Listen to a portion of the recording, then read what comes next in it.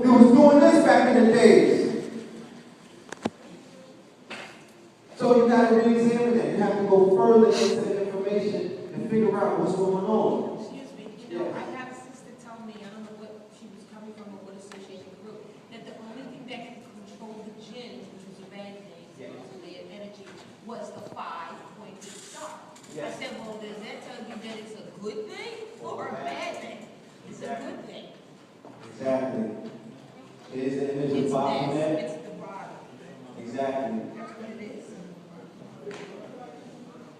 I hope nobody, is put under a spell. You're right. Oh, yeah.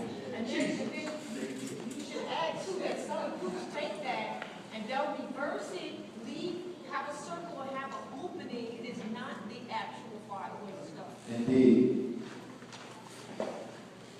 Llorente, in his history of the Inquisition in Spain, states that the first auto de fe were the burning at the stakes.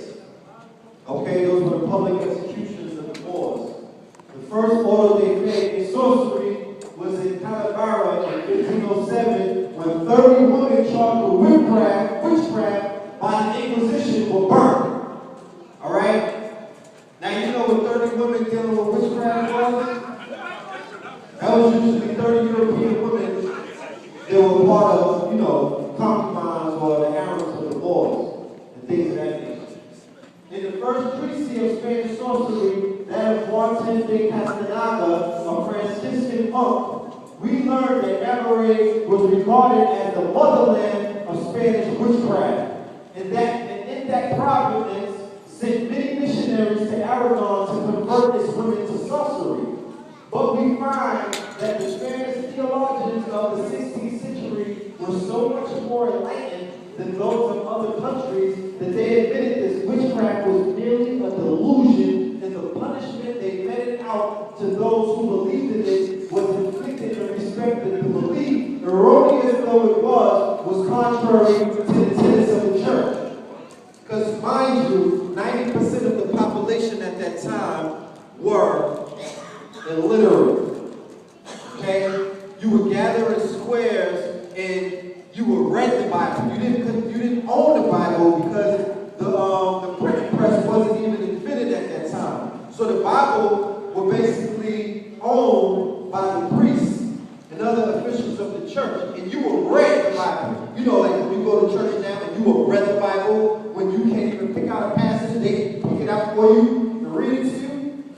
This one was done to the so-called illiterate of those ages and whatnot. So anything that was contrary to the spell that they were putting the people under was considered witchcraft. And then when the Inquisition was brought about, they really turned it up. And I'm talking about anything and everything. Like I would get burned at the stake for just wearing this right now.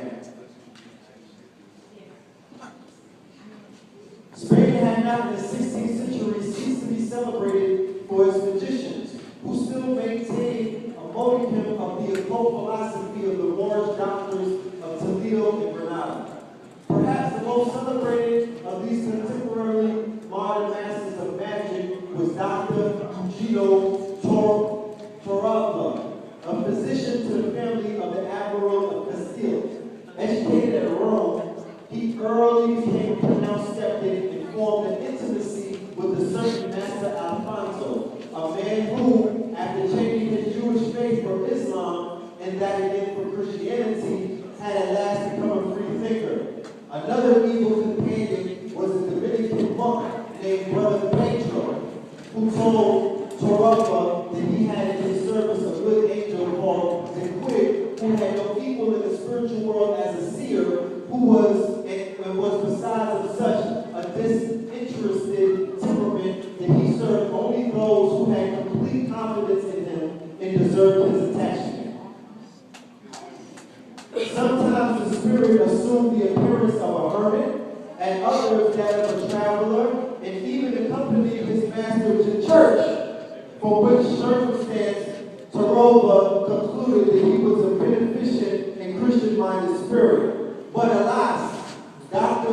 Torralba was to find, like like many another, that attendance at the sacred edifice is not necessarily a guarantee of piety.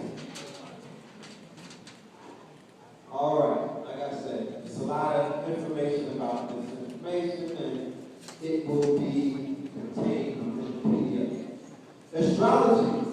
Astrology was also an important branch of occult study of the Moors of Spain, whose consideration of it greatly assisted the science of mathematics, especially that branch of which still remains its Arabic name, algebra.